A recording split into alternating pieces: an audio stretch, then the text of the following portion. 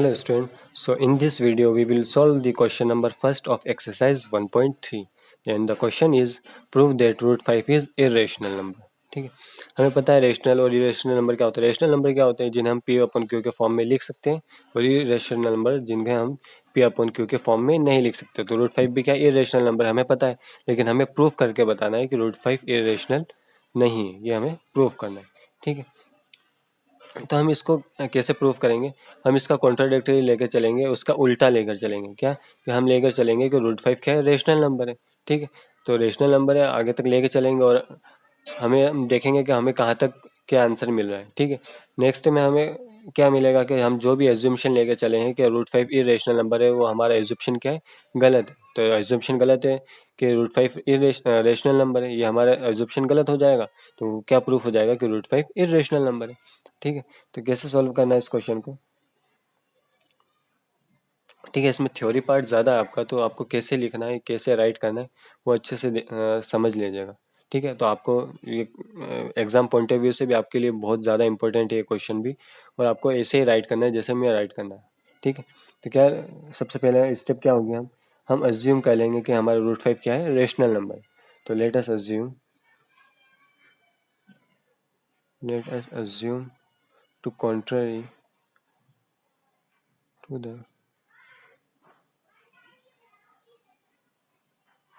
contrary that root 5 is a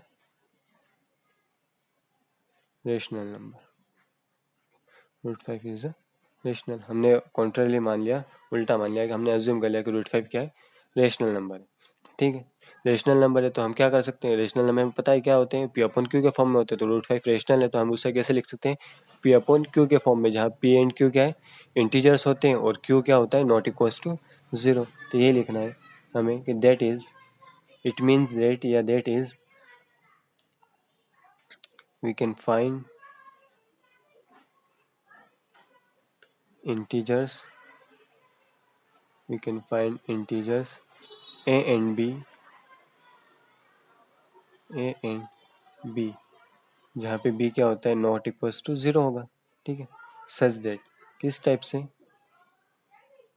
such that किस type से, कि जो रूट 5 होगा उसे हम कैसे लिख सकते हैं, a अपॉन b के फॉर्म में, जहाँ a एंड b क्या है, हमारे इंटीजर्स हैं और b क्या है, नॉट इक्वल्स टू 0 हो गया.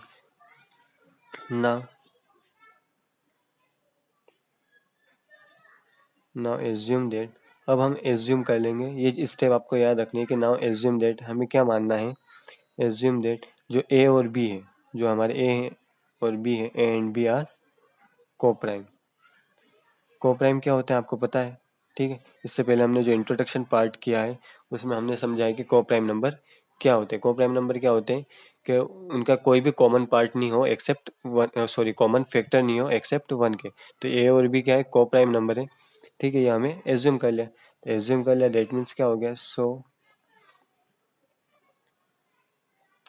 Root 5b is equal to क्या हो गया, ए हो गया. ए को हमने इधर ट्रांसफर कर लिया तो क्या हो गया, root 5b is equal to क्या हो गया, ए हो गया. इसे हम क्या लेते हैं, इक्वेशन नंबर फर्स्ट नाम दे देते हैं. नाउ क्या करना है, नाउ हमें, नाउ अब हमें क्या करना है, इन दोनों साइड्स का क्या कर लेना, स्क्वायर कर लेना. Now squaring on both sides, now squaring on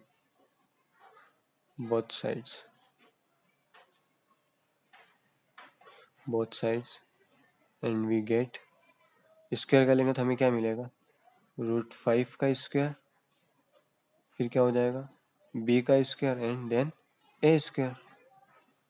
तो रूट 5 का स्क्वायर क्या होगा, रूट 5 का स्क्वायर होगा 5, b का स्क्वायर b स्क्वायर और a square as it is हो जाएगा. ठीक है, इन कैसे लिख सकते हैं, तो b स्क्वायर इजिकल टू क्या हो जाएगा, a स्क्वायर डिवाइडेड बाई 5. 5 को हम ट्रांसफर कर मल्टीपल में, तो उधर इक्वल के उधर आकर क्या हो जाएगा, डिवीजन में.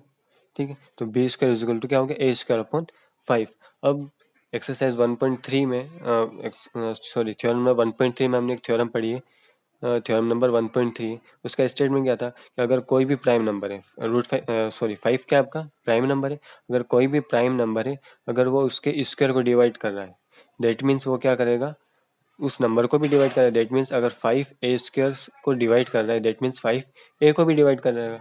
इस स्टेटमेंट का मतलब क्या है कि a² डिविजिबल बाई 5 है, तो 5a को भी डिवाइड करेगा, यही हमें लिखना है। क्या लिखेंगे हम, इससे हमें क्या मिला है, देयरफॉर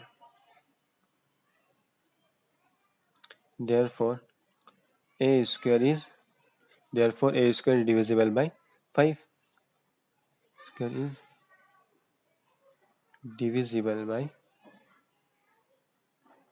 5 एंड क्या लिखेंगे हम, बाई थ्योरम 1.3। थ्योरम 1.3 से हमें क्या पता है, it follows that we know, या फिर इन वी नोट दैट भी आप लिख सकते हो। It follows that A is also divisible by 5, या अगर 5a² को डिवाइड कर रहा है तो 5a को भी क्या करेगा, डिवाइड करेगा। कैसे हमें पता है, थ्योरम नंबर 1.3। ठीक है, हमने ये थ्योरम नंबर 1.3 में हमने ये स्टेटमेंट पढ़ा है। तो क्या हो जाएगा, सो वी कैन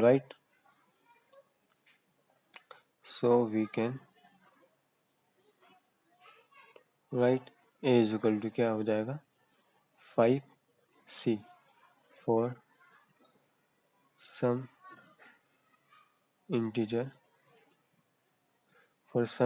c। कोई भी यहाँ पे c क्या है, कोई भी एक इंटीजर है, तो क्या हो जाएगा, अगर हम 5 पर ट्रांसफर करेंगे तो a क्या कर रहा है, 5 को डिवाइड कर रहा है। यही लिखा हमने, a इज आल्सो डिविजिबल 5, तो इसलिए हम ऐसे लिख सकते हैं a is equal to 5c, जहाँ पे c क्या है, कोई भी एक इंटीजर हो सकता है। ठीक है, अब हमारे पास a की वैल्यू कितनी आ गई, 5c, तो हम कहाँ रखेंगे इक्वेशन, ये इसको सेकंड नाम दे देते हैं। तो इक्वेशन सेकंड में हम क्या रख देंगे, इस वैल्यू को पुट कर देंगे। तो नाउ क्या लिखेंगे, now substituting the value of a is equal to 5c in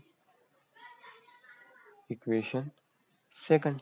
equation second में रखेंगे तो हमें क्या मिलेगा, इस साइड पे क्या है, 5b², तो 5b² तो एज इट इज हो गया। फिर क्या है, a की वैल्यू क्या है, 5c, तो 5c a की वैल्यू रख दी, और उनका क्या है, square.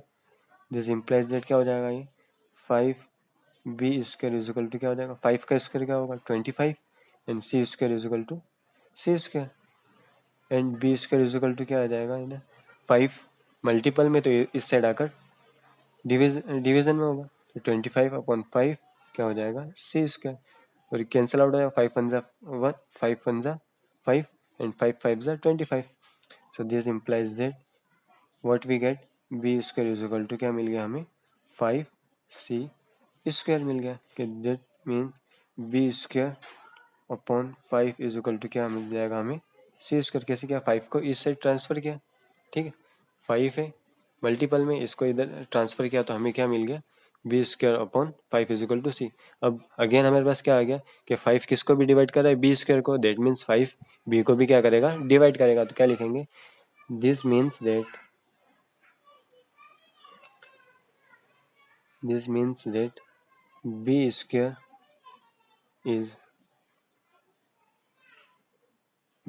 is divisible by 5, so by theorem number 1.3 b is also divisible by 5। b is also divisible by 5 के थ्योरम नंबर 3 से हमें पता है कि कोई भी अगर प्राइम नंबर है, वो किसी के स्क्वायर को डिवाइड कर रहा है, तो वो प्राइम नंबर उस नंबर को भी क्या करेगा, डिवाइड करेगा। तो अगर b² 5 को डिवाइड करे तो b 5 को भी डिवाइड करेगा बाई थ्योरम नंबर 1.3, ये हमें पता है। देयरफॉर,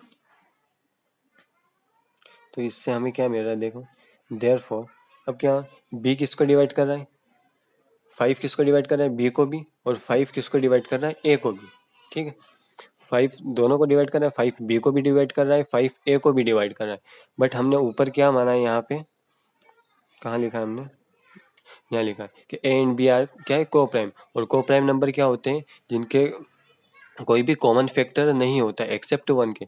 लेकिन यहाँ पे कॉमन फैक्टर क्या आ रहा है, 5 a को भी डिवाइड कर रहा है, 5 b को भी डिवाइड कर रहा है, तो 5 भी क्या हो गया, उनका एक कॉमन फैक्टर हो गया एक्सेप्ट वन, वन के अलावा, वन तो सभी का होता है, कोई भी कॉमन फैक्टर नहीं आना था लेकिन कॉमन फैक्टर आ गया, दैट मीन्स हमने हमारा जो एज्यूम्पशन था ए और बी क्या है को प्राइम नंबर, वो गलत हो गया। तो क्या हो गया, ए और बी क्या हो गया, को प्राइम नंबर नहीं होंगे।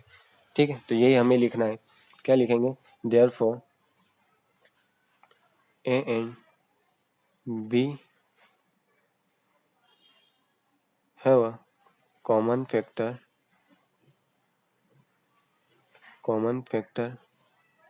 5 एक्सेप्ट 1। वन के अलावा भी इनका एक कॉमन फैक्टर आ गया। ठीक है, कॉमन फैक्टर 1, बट दिस कॉन्ट्राडिक्स। क्या कॉन्ट्राडिक्स हो गया कि हमने तो माना था कि ये क्या है, प्राइम नंबर है, सॉरी को प्राइम नंबर है, और को प्राइम नंबर के क्या होते हैं, कॉमन फैक्टर क्या कोई भी कॉमन फैक्टर नहीं होता, लेकिन यहाँ आ गया तो ये क्या हो गया, कॉन्ट्राडिक्स हो गया। तो क्या लिखेंगे, contradicts the fact that A and B are coprime. ये कॉन्ट्राडिक्शन क्रिएट कर दिया कि ए और बी क्या है, को प्राइम नंबर नहीं है।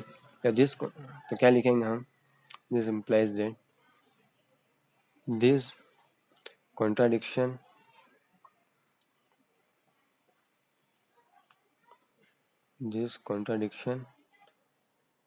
has arisen because of our wrong assumption, because of our wrong या incorrect assumption, wrong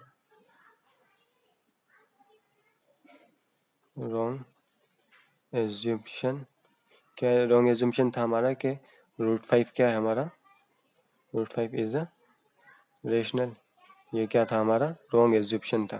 ठीक है, रॉन्ग एज्यूम्पशन था। तो इससे क्या हो गया, हमारा एज्यूम्पशन रॉन्ग हो गया, दैट मीन्स क्या हो गया, सो वी कंक्लूड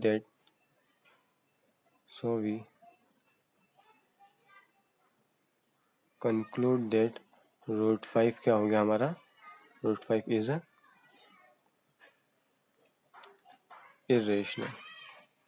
ठीक है, यहाँ क्या हो गया आपका प्रूव्ड। ठीक है, तो इसी टाइप से आपको इस पूरे क्वेश्चन को सॉल्व करना है और सारी चीज़ें आपको एज इट इज़ यहाँ पे लिखनी है। ठीक है, कि जो अभी हम कॉन्ट्राडिक्शन मान के गए थे वो क्या हो गया हमारा, रॉन्ग प्रूफ हो गया, दैट मीन्स √5 क्या हो गया हमारा, इरेशनल नंबर हो गया।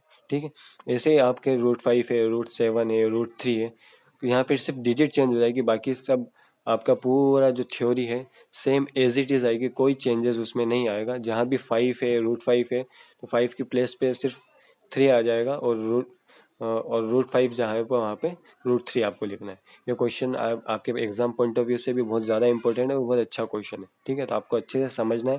लेकिन अगर फिर भी आपको अगर इस क्वेश्चन में कोई भी डाउट है, कोई भी चीज़ अगर समझ में नहीं है कि कैसे हुआ, कैसे लिखना है, तो आप कमेंट बॉक्स में कमेंट करके पूछ सकते हैं। ठीक है, थैंक यू।